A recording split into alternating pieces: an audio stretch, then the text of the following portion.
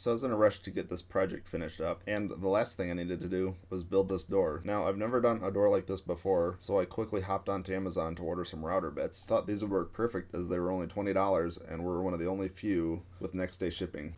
They promptly arrived the next afternoon, and I thought I was ready to get this project finished, but I was soon to be very confused, which I will now demonstrate why.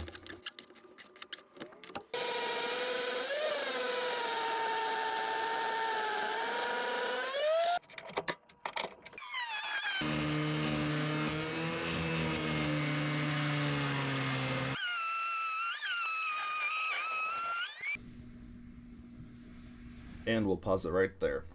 Okay, so you will probably notice these pieces do not in fact fit together. And hold on, I know what you're probably thinking. Well, duh, you need to adjust and raise the router bit. Let me show you why that is not a practical idea.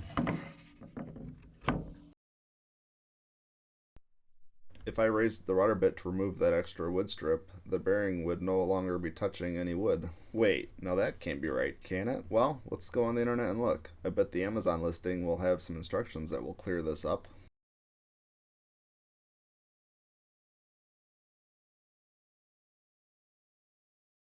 Well, nothing too exciting to see here. The reviews look strangely good.